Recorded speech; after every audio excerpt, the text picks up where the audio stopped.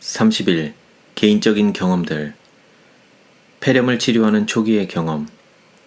1864년의 겨울에 내 아들 윌리가 갑자기 폐의 열기로 격렬한 증상을 일으키며 자리에 눕게 되었다. 이 질환으로 맏아들을 장사 지낸 지 얼마 되지 않았을 때였으며 윌리 역시 죽지 않을까 매우 염려하게 되었다. 우리들은 의사를 부르는 대신에 물을 사용함으로써 최선의 힘을 기울이고 어린이를 위하여 주님께 간곡히 매달리기로 결심하였다. 우리들은 마음을 연합하여 우리들과 함께 기도할 믿음의 형제 자매들을 몇 사람 불렀다. 우리들은 하나님의 임재하심과 축복에 대하여 감미로운 보증을 받았다. 다음 날도 역시 윌리는 몹시 아팠다. 그는 의식이 없이 헛소리를 하고 있었다. 그는 내가 말을 할 때에 나를 보거나 내 음성을 듣는 것 같지 않았다. 그의 심장은 불규칙하게 뛰었으며 경련을 일으키면서 계속적으로 벌떡거렸다.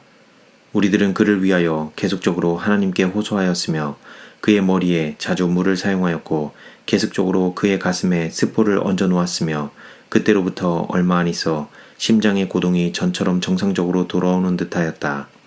그는 오른쪽 가슴이 몹시 아팠기 때문에 그쪽으로 단 한순간도 돌아놓을 수 없었다. 우리들은 그 열기의 정도에 따라서 물의 온도를 조절하며 찬물로 스포를 만들어 오른쪽 부위에 올려놓음으로써 통증을 덜어주었다. 우리들은 그의 손발을 따뜻하게 해주기 위하여 매우 조심하였다. 우리는 7째 날에 가장 위험한 순간이 오리라고 예상하였다. 우리는 그가 앓기 시작한 처음 며칠 동안 잠도 제대로 자지 못하였으므로 넷째 날과 5째 날 밤에는 다른 사람들에게 수고를 끼칠 수밖에 없었다. 나의 남편과 나는 5째 날에 매우 염려하였다. 그 아이는 얼굴이 벌겋게 상기되면서 비교적 많은 기침을 하였다. 나의 남편은 여러 시간 동안 기도하였다. 우리는 그날 밤 다른 분들의 성실한 간호에 우리 아이를 맡겼다. 남편은 잠자리로 가기 이전에 오랫동안 간절한 마음으로 기도하였다. 갑자기 기도하는 무거운 감정이 그에게서 떠난 듯하였다. 가서 자리에 누워라. 그 아이는 내가 돌보아 줄 것이다. 라는 음성이 그에게 들려온 듯하였다. 나는 병상을 물러나서 내 잠자리로 돌아왔으나 근심 때문에 여러 시간 동안 잠을 이룰 수 없었다. 나는 가슴이 답답하여 숨도 제대로 쉬지 못할 것 같은 느낌이었다. 내가 자는 침실이 넓은 방이었으나 나는 일어나서 마루에 딸린 문을 활짝 열어놓았을 때 비로소 가슴이 후련해지는 듯하였으며 금방 잠들 수 있었다. 나는 한 꿈을 꾸었는데 한 노련한 의사 한 분이 내 아들 곁에 서서 그가 쉬는 숨결마다 지켜보면서 한 손은 아들의 가슴에 얹어놓고 또 다른 한 손으로는 그 아이의 손목에 맥박을 재고 있는 듯하였다. 그분은 우리를 향하여 이렇게 말씀하셨다. 위기는 지나갔다. 그 아이는 오늘 밤 가장 어려운 고비를 넘겼다. 그는 지금부터 신속히 병을 회복하게 될 것이다. 그의 몸이 해로운 약물의 영향을 입지 않았으므로 빠른 회복을 기대할 수 있다. 천연의 힘은 신체 조직에서 모든 불순물을 제거하기 위하여 할 수 있는 훌륭한 사명을 다하였다. 나는 그분께 나의 기진맥진한 상태, 가슴이 답답한 증상을 말하였을 때 그분은 문을 활짝 열므로써 나의 괴로움을 풀어주셨다. 그분께서는 또 이렇게 말씀하셨다. 너의 고통을 풀어준 요소가 바로 내 아들의 고통을 풀어줄 것이다. 그 아이에게는 공기가 필요하다. 그대는 그 아이의 방을 너무 지나치게 덥게 하였다. 난로로 말미암아 생기는 더운 공기는 해로운 것이며 유리창 틈으로 스며들어 오는 공기마저 없었다면 그 공기 자체가 독소가 되어 생명을 죽였을 것이다. 난로의 열은 공기의 활력소를 소멸시키며 폐를 약화시킨다. 그 아이의 폐는 너무 지나치게 더운 방에 계속 있음으로써 더욱 약화되었다. 병을 앓는 사람들은 질병으로 말미암아 몸이 쇠약해지며 모든 상쾌한 공기를 필요로 하는데 이 공기야말로 질병을 물리치게 하는 생명력이 있는 기관들을 든든하게 할 수 있는 것이다. 그럼에도 불구하고 대부분의 경우 가장 필요한 때에 공기와 빛을 위험한 원수처럼 병실에서 몰아내고 있다. 이 꿈과 나의 남편의 경험은 우리들에게 한결같이 큰 위로를 주었다. 우리들은 다음날 아침 그 아들이 매우 불안했던 밤을 지낸 것을 알 수 있었다. 그는 오정 때까지 고열에 허덕이고 있는 듯이 보였다. 한낮이 기울자 그에게서 열이 물러났으며 매우 허약하게 보이기는 하였으나 그의 몸이 쾌차한 듯한 모습을 보였다. 그는 닷새 동안에 병을 치르면서 먹은 것이라곤 작은 크래커 한 조각뿐이었다. 그는 병석에서 일어나자마자 빠른 회복을 보였으며 과거 여러 해 동안 그가 누린 건강보다 훨씬 더욱 좋은 상태를 보여주었다. 이 경험은 우리들에게 매우 가치 있는 것이다. 제임스 화이트의 건강 회복. 이 내용은 캘리포니아주 세인트 헬레나에 있는 엘름즈 헤이븐, 화이트 여사가 말년에 살다가 돌아가신 곳에서 평의회가 열렸을 때 한 말씀이다. 여러 해 전에 1865년 나의 남편이 배틀크릭에서 여러 가지 무거운 책임들을 지고 있을 때 건강에 무리한 증상이 나타나기 시작하였다. 그의 건강은 급속히 약화되었다. 마침내 그는 정신적으로나 육체적으로 쇠퇴하였으며 아무 일도 할 수 없는 몸이 되었다. 나의 친구들은 와서 이렇게 말하였다. 화이트 부인, 당신 남편은 더 살 수 없을 것이다. 그때 나는 남편의 건강을 회복하기에 더욱 유리한 장소로 옮기기로 결심하였다. 시어머님은 엘렌, 너는 집에 남아서 내 가족을 돌보아야 하겠다고 말씀하셨다. 그 말씀을 듣고 나는 시어머님께 이렇게 대답하였다. 어머니, 나는 결코 그처럼 훌륭한 두뇌를 가진 애들 아빠가 완전히 건강에 패배한 상태에서 누워 계시도록 내버려 두지 않을 것입니다.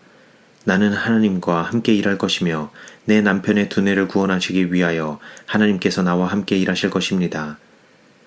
여비를 장만하기 위하여 집안에 깔려있던 낡은 양탄자들을 내다 팔았다. 양탄자를 팔아서 얻은 돈으로 나는 덮개가 달린 마차를 샀으며 여행 준비를 하였고 마차 위에 매트리스를 깔고 애들 아빠를 거기 눕히게 하였다. 불과 11살밖에 안 되는 윌리를 데리고 우리들은 미시간주의 라이트시를 향하여 길을 떠났다. 여행을 하는 도중에 윌리는 말의 입에 벗겨진 재갈을 먹이려고 애써 보았으나 도저히 그의 힘으로는 할 수 없었다. 그래서 나는 남편에게 여보, 당신의 한 손을 내 어깨에 의지하여 말 입에 재갈을 먹여보세요 라고 말하였다. 처음에 그는 도저히 할 수 없을 것처럼 반응을 보이지 않았다. 그래서 나는 여보, 당신이 하려고 마음만 먹으면 얼마든지 할 수 있어요. 얼른 일어나셔서 이쪽으로 내려오세요 라고 말하였다. 그는 억지로 내 말을 따라서 행동하였으며 재갈을 먹이는 일을 무난히 해낼 수 있었다. 그때에 그는 다음에 또 이런 일이 있을 때마다 자기가 그 일을 해야 될 것을 알게 되었다. 나는 그런 잔일이 있을 때마다 계속적으로 나의 남편이 활동하게 하였다. 나는 그가 조용히 안정하는 것을 허용하는 대신에 활동할 수 있도록 노력하였다. 바로 이것이 우리 위생병원에서 일하고 있는 의사들이나 조력자들이 따라야 할 계획이다. 차츰차츰 단계적으로 환자들이 저희 마음을 분주하게 가지므로 저들 자신의 상태를 걱정하는 어두운 생각을 가질 겨를을 주지 말아야 한다. 육체적 및 정신적인 활동을 장려해야 함. 때때로 형제들이 조언을 구하기 위하여 우리들을 찾아왔다. 나의 남편은 아무도 만나기를 원치 않았다. 손님들이 집안에 들어서는 것을 보기만 하면 그는 혼자서 있기 위하여 다른 방으로 옮겨갔다. 그러나 나는 대부분의 경우 그가 눈치채기도 전에 손님을 그의 앞으로 모시고 가서 여보, 어떤 형제가 질문할 것이 있어서 찾아오셨는데 당신이 저보다 더 잘 설명해 주실 수 있으므로 당신께 이분을 모셔왔어요 라고 말해주곤 하였다. 물론 그렇게 할 때에 그는 별 도리가 없었다. 그는 그 방에 남아서 묻는 질문에 대답할 수밖에 없었다. 나는 이 방법과 기타 여러 가지 방법들을 통해서 그의 정신이 활동하도록 도와주었다. 만일 그가 그의 정신을 계속해서 활용하지 않았더라면 잠시 후에 그의 정신은 완전히 그 기능을 상실하였을 것이다. 나의 남편은 매일 산책하기 위하여 밖으로 나아갔다.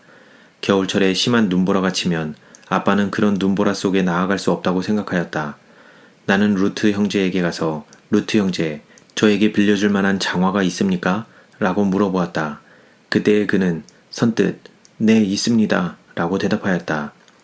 오늘 아침에 장화를 빌려주시면 고맙겠습니다 라고 나는 말하였다. 나는 장화를 신고 깊은 눈에 빠지면서 집에서부터 약 4분의 1마일, 즉 400m가량 걸었다. 나는 집에 돌아와서 남편에게 산책하도록 권하였다. 그는 날씨가 험하여서 산책할 수 없다고 말하였다. 그때에 나는 할 수 없다는 것이 무슨 말씀이세요? 얼마든지 할 수 있어요. 제가 밟은 발자국을 따라서 쉽게 할 수 있을 거예요 라고 말하였다. 그는 여성에 대하여 높은 존경심을 가진 사람이었다. 그가 나의 발자국을 보았을 때 여자가 저 눈길을 걸을 수 있었다면 자기도 능히 할 수 있으리라고 생각하였다. 그는 그날 아침도 다른 날처럼 무난히 산책을 마쳤다. 봄철에 심어야 할 과일 나무들이 있었고 정원을 가꾸는 일도 있었다. 나는 아들에게 윌리야, 너가 가서 괭이 3자루와 갈퀴 3자루를 사오너라. 틀림없이 각각 3자루를 사와야 한다 라고 말하였다. 그가 그 연정들을 사왔을 때에 괭이 1자루를 아빠에게 갖다 드리라고 하였다. 아빠는 반대하였으나 할 수 없이 괭이를 손에 쥘 수밖에 없었다.